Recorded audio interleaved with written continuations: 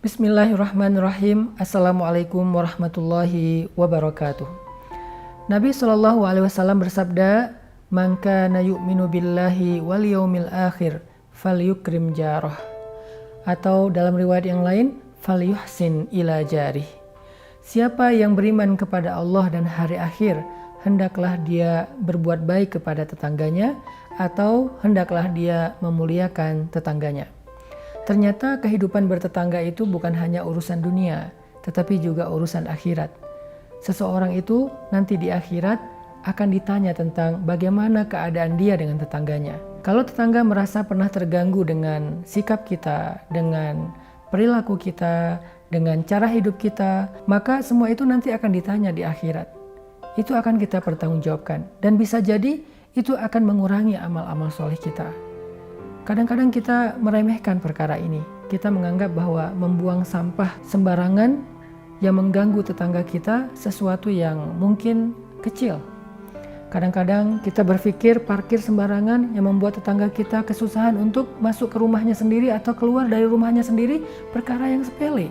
Kadang-kadang kita berpikir menutup jalan karena ada hajatan tanpa meminta kerelaan, keridhaan tetangga, itu perkara yang biasa-biasa saja. Kita meremehkan hal ini, padahal Nabi sampai membawa-bawa iman dalam urusan bertetangga. Siapa yang beriman kepada Allah? Artinya, tidaklah beriman orang kepada Allah kalau dia menyakiti tetangganya. Su'ul jar.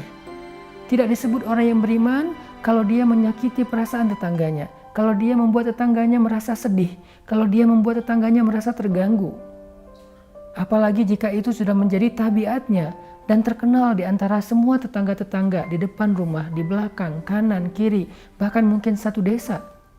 Tidak beriman kepada Allah orang yang seperti ini, su'ul jar. Kalau Nabi membawa perkara iman dalam sesuatu, berarti perkara itu adalah sesuatu yang besar. Kehidupan bertetangga, kata Nabi, ada hubungannya dengan iman. Iman kepada Allah dan iman kepada hari akhir. Itu artinya Allah gak suka tetangga yang buruk perangainya kepada tetangganya.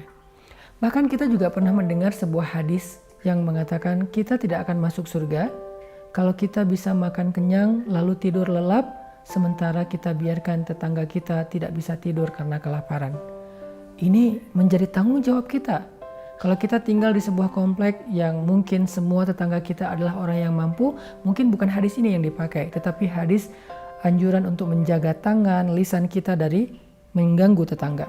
Kadang kita nggak sadar kalau di lingkungan tempat tinggal kita itu ada satu keluarga di antara sekian banyak tetangga kita yang kurang mampu. Yang mungkin pernah dalam satu malam anaknya tidak bisa tidur karena sakit dan tidak mampu membeli obat atau membawa anak itu ke dokter. Maka seluruh tetangga yang ada di kawasan itu akan ditanya oleh Allah. Apakah kamu tahu ada tetanggamu yang kesakitan? Tidak tahu ya Allah, maka itu menjadi dosa bagi dia. Kalau kita katakan tahu ya Allah, lalu kenapa kamu tidak membantu? Saya pikir itu bukan urusan saya, ini bukan akhlak orang yang beriman.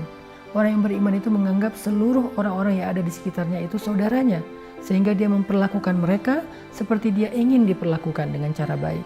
Salah satu di antara ciri tetangga yang buruk dan Allah tidak suka kepada mereka adalah tetangga yang suka membicarakan aib tetangganya, suka membicarakan masalah tetangganya.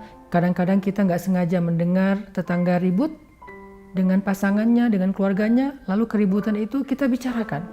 Sampai bahkan ada yang orang sengaja ngeposting tentang masalah pribadi orang lain. Ketika mendengar ada keributan di rumah tetangga, kita videoin. Lalu kita posting, kita sampaikan di sosial media. Walaupun kita hanya sekedar bercanda, walaupun kita anggap ini sesuatu yang nggak serius, tetapi di sisi Allah ini perkara serius karena menyangkut dengan aib dan kehormatan seseorang. Maka teman-teman yang dirahmati Allah Subhanahu wa Ta'ala, jangan berpuas diri dulu kalau kita sudah menjadi ahli ibadah. Jangan berpuas diri dulu kalau kita sudah menjadi ahli ilmu. Coba periksa setelah kita memeriksa keluarga kita, sekarang coba periksa rumah-rumah yang ada di sekitar tempat tinggal kita. Coba periksa orang-orang yang ada di sekeliling kita. Coba periksa tetangga kita. Jangan-jangan tanpa kita sadari selama ini kita sering menyakiti perasaan mereka. Jadilah orang yang ra'fah seperti Nabi, yaitu orang yang sangat hati-hati dalam menjaga perasaan orang lain, menjaga hak orang lain, menjaga kenyamanan orang lain. Hati-hati, ra'fah ketika kita parkir mobil, ra'fah ketika kita membuang sampah, ra'fah ketika kita punya tanaman yang merambat yang mungkin bisa mengganggu pekarangan tetangga kita, ra'fah ketika kita membicarakan tetangga kita, ra'fah ketika kita renovasi rumah kita. Apapun yang kita lakukan yang berkaitan dengan kenyamanan tetangga, jadilah ra'fah, hati-hati dan pikirkan kenyamanan orang lain. Dengan begitu, barulah kita bisa tenang bahwa kita tidak termasuk tetangga yang buruk di mana Allah Subhanahu wa Ta'ala tidak suka kepada mereka. Mudah-mudahan Ramadan ini menjadi momentum bagi kita untuk memperbaiki kehidupan kita dengan tetangga. Beri mereka hadiah, sapa mereka kalau kita lagi keluar rumah. Usahakan jangan sampai kita mengganggu privasi dan kenyamanan mereka.